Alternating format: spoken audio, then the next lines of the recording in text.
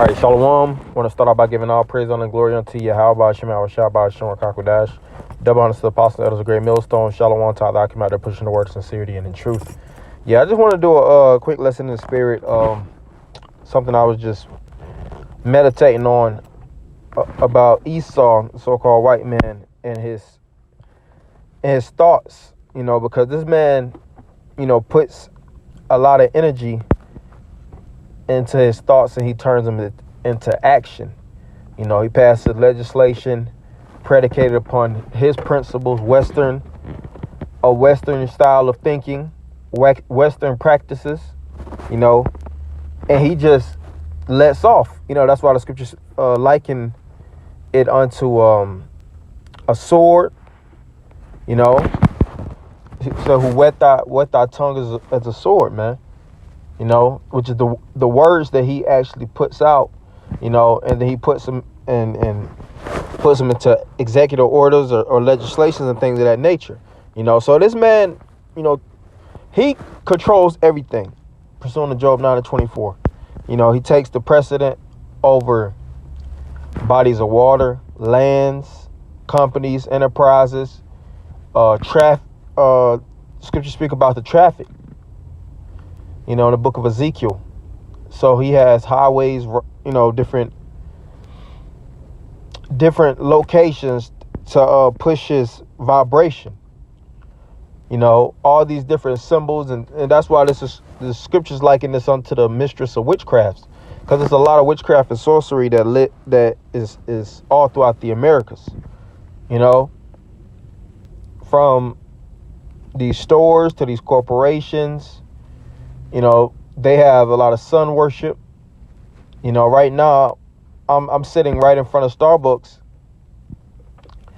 and the star in Starbucks represents Baphomet. Because the star that they actually project, even Ishtar, when you have that symbol, which I'm looking straight at it, and she has the hands that look just like Dagon. And that's why the scriptures liken this unto the mistress of witchcraft, and also their ideologies. Now, I typed this in on Google. What is the best race of all people? And then, as you scroll down, it has the best.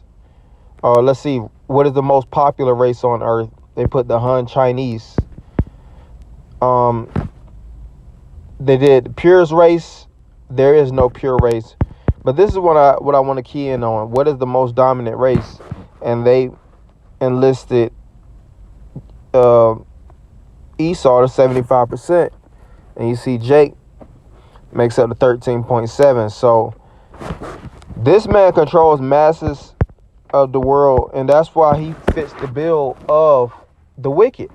Because the scriptures speak about how the wicked came into power as a green bay tree in Psalms 37 chapter. And it says what ethnicity has the highest IQ, and it says abstract. Ashkenazi Jews, who make up 80% of the world, 80% of the Jews in the world today, have on average the highest IQs of any ethnic group in the world. And you see, it was written by. This looks like it's a website pertaining to JOOs. I'm a screenshot that and send this out to the brothers. But see, he pushes his spirit amongst the people. Even the Rothschild mother said, if my sons didn't want any war, there would be no wars. So they're the culprits of all this wickedness that's taking place on the earth. And that's why the Lord likened him also unto Leviathan that pierces the serpent, which is going to fall very, very speedily. Yahweh Shah said, I seen Satan as lightning fall from heaven. Was that Luke 10:18? This is Ezekiel 28 and 2. Son of man, say unto the prince of Tyrus, thus saith the Lord power, because thine heart is lifted up, and thou hast said, I am a power. I sit in the seat in the Most High, in the midst of the seas. Yet thou art a man, and not the Most High, though thou set thine heart as the heart of the Most High. Verse 3. Behold, thou art wiser than Daniel. There is no secret that they can hide from thee. Verse 4. with thy wisdom and with thine understanding thou hast gotten thee riches, and hast gotten gold and silver into thy treasure. By thy great wisdom and by thy traffic hast thou increased thy riches, and thine heart is lifted up because of thy riches. And that represents the so-called white man. And the word heart goes into the la, which is the mind. Because the previous ruler at that time, the Prince of Tyrus, had a large net worth. And if you compare the federal budget or the lifestyle of America and as a country in comparison to Tyrus, ancient Tyrus, it's way more dominant in it. You have the GDP and things of that nature. So this place has been a breadbasket for, the elites, the international bankers, because they made a lot of money through debt, lending out with high interest rates, that would take forever to pay off, and debt can't buy debt. Paul Sarala went into that, to discharge debt that's going to conflict, so this man is going to have to pay the piper, man. He pushed a lot of energy, and the scriptures speak about how witchcraft shall be put out. Let me see. And who pushes out more witchcraft? Here it is. Yep. Than the so-called white man. Micah 5:12. And I will cut off witchcraft out of thine hand, and thou shalt have no more soothsayers. Yep. So he's losing the actual vision. Because they have the division of the NWO, but guess what? That was a delusion.